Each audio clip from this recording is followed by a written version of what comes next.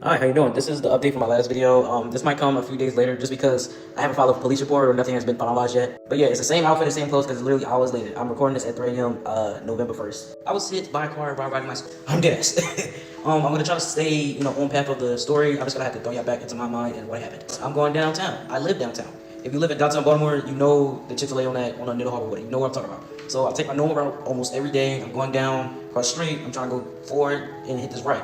The parking garage is on the right, and it's the deli shop is on the left. The parking garage, if you ever walk past it, it's always somebody you're speeding right there. You never know who it is, honestly. So I always make sure to look, because I'm on my scooter, trying to get to where I need to go. I look over before I always get there and see if it's someone right there. I don't see no one right there, so I'm keep going. While I'm still going, mind you, I'm not in the street because it's a one-way. I'm on the sidewalk. It's a blind spot on the right. So when a car's coming out the parking garage, the driver always needs to stop and look. Guess what? The driver did not stop and look. For whatever reason, I do not know. So I'm going. This is where my memory blacks out at. I don't know what happened. I'm going, and next thing I know, collision. After that, I black out. I do not know what hit me, what happened, until I'm back on the ground and I look up. I'm like, what the fuck is happening to me? Boy, what the fuck? For me, the best way I can explain this is like, I took a long ass fucking blink, and now I'm on the ground. Did someone knock me out? Apparently, that collision was a Honda, a gray Honda. Clipped my shit, took me.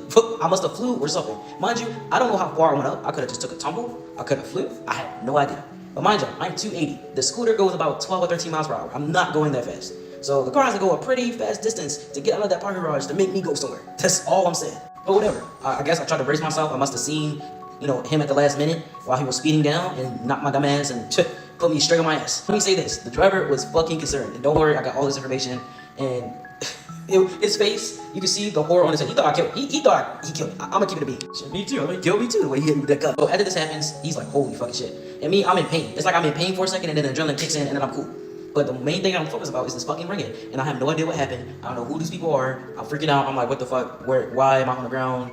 Blah blah blah. You feel me? After I get up for a second, it's forming a crowd to what's going on because apparently I was loud, and apparently a few people saw me, in this collision happen. Because I was on the ground for a quick second. I didn't get up straight up right after, it was, I had to sit down for a second. As this crowd is forming, a black registered nurse came about. Thank God for her. Nice white lady, the driver who hit me, and this homeless man. This man was just, I was overwhelmed as fuck. I don't know what the fuck is happening, but they was helping me and make sure I was okay. Lady was asking, do I need an ambulance? I'm in the back of my mind, even concussed.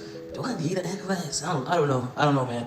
The nurse is making sure I'm coherent and if I know my name, who I was, where I was going, blah, blah, blah. So even though I said, I don't know, we still had the ambulance go because the most of my responses is I know my name, I know my date of birth, I know who I live with or where I was going. I don't know what happened. That's the main thing they were scared of. So I sat down and, everything was cool.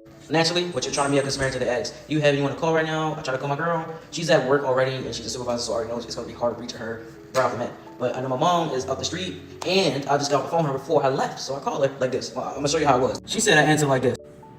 Ma, I was in an accident. Here you go, talk to these nice people.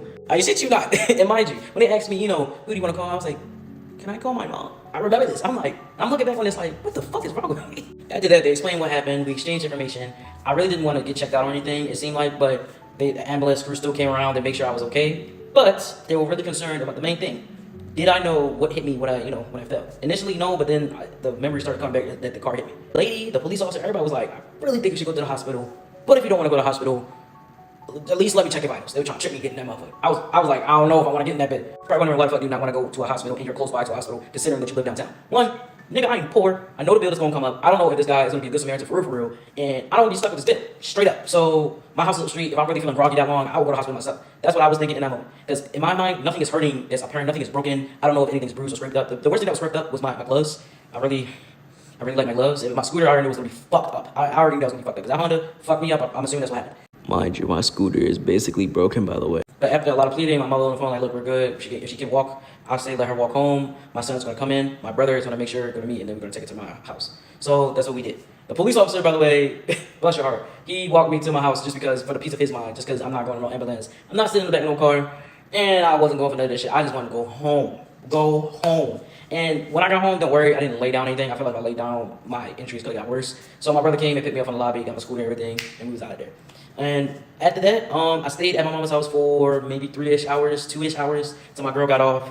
After she was speeding down here, let me tell you, speeding down here, because I told her not to call off and not to kirk out. It's okay, I'm here, I'm breathing, I'm conscious, I'm good. We can wait to go to the hospital. So that's what we did. Mind you, I've never been in this type of situation before. I didn't know who to talk to or what happened. All I know is I got a card, my medical records, and I got all this information. So I don't know what the fuck to do with this. All right, I've never been in this type of situation before. I'm 20. I've never been in a car accident. I don't drive. I don't have my driver's license. So I never knew what to do in this type of situation. Only thing I know is this headache hurts. And I know something ain't right. So let's go to the ER just to make sure I ain't bleeding out in the head or nothing like that. Now you're wondering, are my pressing chargings and filing for something? Absolutely. I was not wrong. If I was wrong, I wouldn't be doing this. But my scooter is broken. It's in the back that I can't scooter no more, and that's my only source of income. So I'm gonna need to get a new scooter and to make sure I'm treated for everything and go to physical therapy. So that has been my TED Talk. I'm okay, but if I take like a day or two posting break, that's probably why.